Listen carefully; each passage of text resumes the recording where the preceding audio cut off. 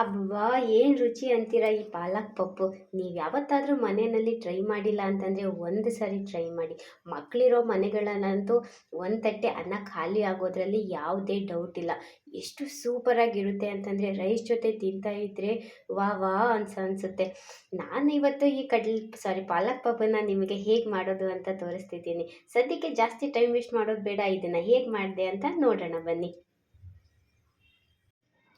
ಒಂದು big size onion, ಕರಿಬೇವಿನ ಸೊಪ್ಪು, ಹೆಚ್ಚಿಟ್ಕೊಂಡಿರುವಂತಹ ಕೊತ್ತಂಬರಿ, ಜಜ್ಜಿಟ್ಕೊಂಡಿರುವಂತಹ ಬೆಳ್ಳುಳ್ಳಿ, ಜೀರಿಗೆ, ಒಂದು ಮೀಡಿಯಮ್ ಸೈಜು ಟೊಮ್ಯಾಟೊ, ಹಾಗೆಯೇ ಹೆಚ್ಚಿಟ್ಕೊಂಡಿರುವಂತಹ ಚಿಲ್ಲಿ ಮತ್ತು ಅರಿಶಿನ ತಗೊಂಡಿದ್ದೀನಿ. 2 ಕಟ್ ಆಗುವಷ್ಟು ಪಾಲಕ್ನ ನಾನು ನೀಟಾಗಿ ವಾಶ್ ಮಾಡಿ ಕಟ್ ಮಾಡಿ ಇಟ್ಕೊಂಡಿದ್ದೀನಿ. ನೀವು ಕ್ವಾಂಟಿಟಿ ಎಷ್ಟು ಅನ್ನೋದನ್ನು ನೋಡಿ, ಜಾಸ್ತಿ ಬೇಕು ಅಂದರೆ ಜಾಸ್ತಿ ತಗೊಳ್ಳಿ, ಇಷ್ಟೇ ಸಾಕು ಅಂತಂದರೆ ಅಷ್ಟೇ ಮಾಡ್ಕೊಳ್ಳಿ. ಸದ್ಯಕ್ಕೆ ಇವಾಗ ಒಂದು ಪ್ಯಾನ್ ಇಟ್ಕೊಂಡು ಅದು ಸ್ವಲ್ಪ ಕಾದ ನಂತರ ಅದಕ್ಕೆ 2ರಿಂದ 3 ಟೇಬಲ್ ಸ್ಪೂನ್ ಆಗುವಷ್ಟು ಎಣ್ಣೆನ ಹಾಕೋತಾ ಇದ್ದೀನಿ. ಆ ಎಣ್ಣೆ ಒಂದು ಚೂರು ಬಿಸಿ ಆದಮೇಲೆ ನಾನು ಇದಕ್ಕೆ ಜೀರಿಗೆನ ಸೇರಿಸ್ಕೊತಾ ಇದ್ದೀನಿ. ಆ್ಯಕ್ಚುಲಿ ಏನು ಗೊತ್ತಾ, ನಾವು ಮಾಡ್ತಿರೋ ಈ ಪಾಲಕ್ ಪಪ್ಪುನಲ್ಲಿ ಜೀರಿಗೆ ಬಾಯಿಗೆ ಸಿಗ್ತಾ ಇದ್ದರೆ ಆಹಾ, ಅದು ಟೇಸ್ಟ್ ಇನ್ನೂ ನೆಕ್ಸ್ಟ್ ಲೆವೆಲಲ್ಲಿರುತ್ತೆ. ಸೊ ಇವಾಗ ಜೀರಿಗೆ ಅದು ಎಣ್ಣೆಯಲ್ಲಿ ಫ್ರೈ ಆಗಿದೆ.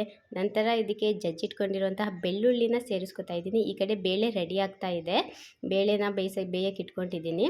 ಬೆಳ್ಳುಳ್ಳಿನ ಹಾಕಿದ್ಮೇಲೆ ಅದು ಎಣ್ಣೆಯಲ್ಲಿ ನೀಟಾಗಿ ಫ್ರೈ ಮಾಡ್ಕೋಬೇಕು. ಬೆಳ್ಳುಳ್ಳಿ ಫ್ರೈ ಆದಮೇಲೆ ನಂತರ ಇದಕ್ಕೆ ನಾನು ಚಿಲ್ಲಿನ ಸೇರಿಸ್ಕೊತಾ ಇದ್ದೀನಿ. ಹಸಿರು ಮೆಣಸಿನ್ಕಾಯಿ ಸೇರಿಸ್ಕೊತಾ ಇದ್ದೀನಿ. ಖಾರ ಎಷ್ಟು ಬೇಕೋ ನೀವು ಅಷ್ಟನ್ನು ತಗೊಳ್ಳಿ. ನಂತರ ಇದಕ್ಕೆ ಹೆಚ್ಚಿಟ್ಕೊಂಡಿದ್ವಲ್ಲ ಆ ಈರುಳ್ಳಿನ ಸೇರಿಸ್ಕೊತಾ ಇದ್ದೀನಿ.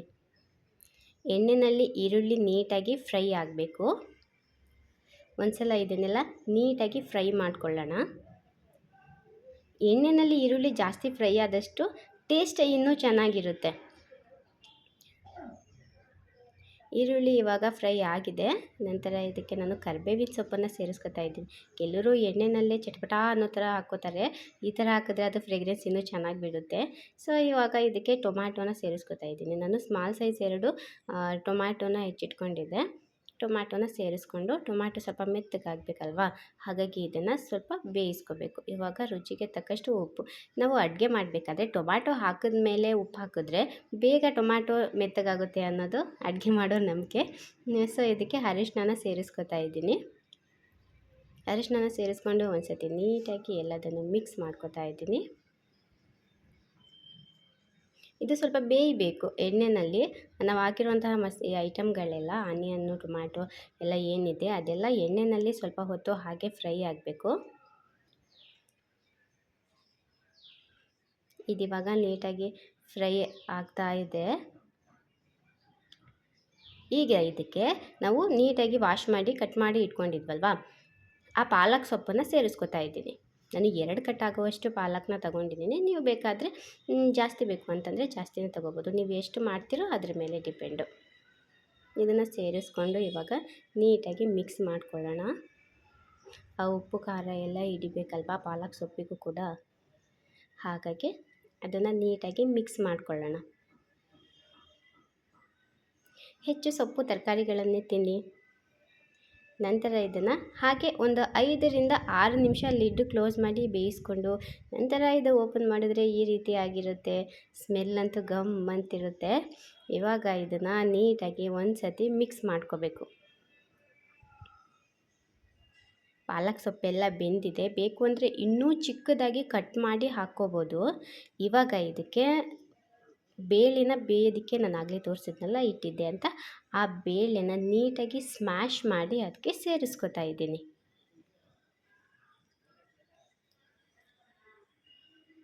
ಬೇಳೆನ ಸೇರಿಸ್ಕೊಂಡ್ಮೇಲೆ ನೀಟಾಗಿ ಅದನ್ನು ಮಿಕ್ಸ್ ಮಾಡ್ಕೋಬೇಕು.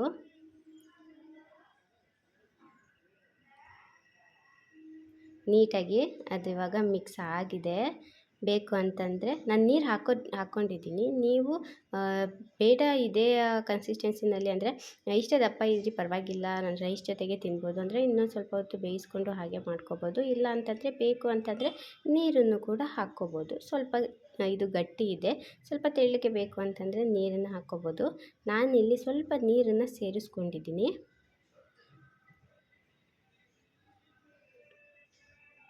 ತುಂಬ ರುಚಿಯಾಗಿರುತ್ತೆ ಮತ್ತು ತುಂಬ ಆರೋಗ್ಯಕರವಾಗಿರುತ್ತೆ. ನೋಡಿ ನಾನು ನೀರನ್ನು ಹಾಕ್ಕೊಂಡೆ. ನೀರನ್ನು ಹಾಕ್ಕೊಂಡ್ಮೇಲೆ ಒಂದು ಸತಿ ಇದು ಮಾಡಿಕೊಂಡು ಕೊತ್ತಂಬರಿ ಸೊಪ್ಪನ್ನು ಸೇರಿಸ್ಕೊತಾ ಇದ್ದೀನಿ. ಏನೇ ಅಡುಗೆ ಮಾಡಿದ್ರೂ ಕೊತ್ತಂಬರಿ ಸೊಪ್ಪು ಇರಲೇಬೇಕು.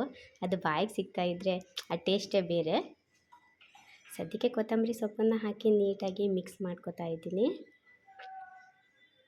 ನೋಡಿ ಇದು ಎಷ್ಟು ಚೆನ್ನಾಗಿ ಬಂದಿದೆ.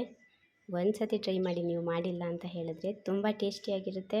ಮತ್ತು ಮಕ್ಕಳು ಇರೋಂಥ ಮನೇಲಂತೂ ಫುಲ್ ರೈಸ್ ಖಾಲಿ ಮಾಡ್ತಾರೆ, ಅಷ್ಟು ಚೆನ್ನಾಗಿರುತ್ತೆ ಇದು. ತುಂಬ ಆರೋಗ್ಯವಾಗಿರೋ ರೆಸಿಪಿ ಕೂಡ ಇದು. ನೋಡಿ ಇವಾಗ ಇದನ್ನು ಒಂದು 2 ರಿಂದ 3 ನಿಮಿಷ ಹಾಗೆ ಬೇಯಿಸ್ಕೊಳ್ಳೋಣ. ಲಿಡ್ಡನ್ನು ಕ್ಲೋಸ್ ಮಾಡ್ತೀನಿ ನಾನು. ಲಿಡ್ಡನ್ನು ಕ್ಲೋಸ್ ಮಾಡಿ ಒಂದು 2 ರಿಂದ 3 ನಿಮಿಷ ಆದಮೇಲೆ ನೋಡಿ ಇವಾಗ ಇದು ಈ ಥರ ಆಗಿದೆ. ಚೆನ್ನಾಗಿ ಬೆಂದಿದೆ, ಚೆನ್ನಾಗಿ ಬೇಯ್ತಾ ಇದೆ ಕೂಡ. ಇವಾಗ ಇದಕ್ಕೆ ಒಂದು ಸೀಕ್ರೆಟ್ ಇಂಗ್ರೀಡಿಯೆಂಟ್ ಏನು ಅಂತ ಹೇಳಿದ್ರೆ 1 ಟೇಬಲ್ ಸ್ಪೂನ್ ಆಗುವಷ್ಟು ತುಪ್ಪ. ತುಪ್ಪ ಗುಡ್ ಫ್ಯಾಟ್, ಹೆಲ್ದಿಗೆ ಕೂಡ ತುಂಬ ಒಳ್ಳೆಯದು. ಕೆಲವರು ತುಪ್ಪನ ಹಾಗೆ ಡೈರೆಕ್ಟಾಗಿ ತಿನ್ನೋದಕ್ಕೆ ಇಷ್ಟಪಡಲ್ಲ. ಅವರಿಗೆ ಅಂದರೆ ಮಕ್ಕಳುಗಳಿಗೆ ಸಾಮಾನ್ಯವಾಗಿ ಈ ರೀತಿ ಈ ಥರ ಪಪ್ಪು ಮಾಡಿ ಅದರೊಳಗಡೆ ಸೇರಿಸಿ ಕೊಡೋದ್ರಿಂದ ತುಪ್ಪ ಅವ್ರಿಗೆ ತಿಂದಂಗೂ ಆಗಲ್ಲ, ಬಟ್ ಅವ್ರಿಗೆ ಹೆಲ್ದಿಯಾಗೂ ಕೂಡ ಇರೋ ಥರ ಆಗುತ್ತೆ.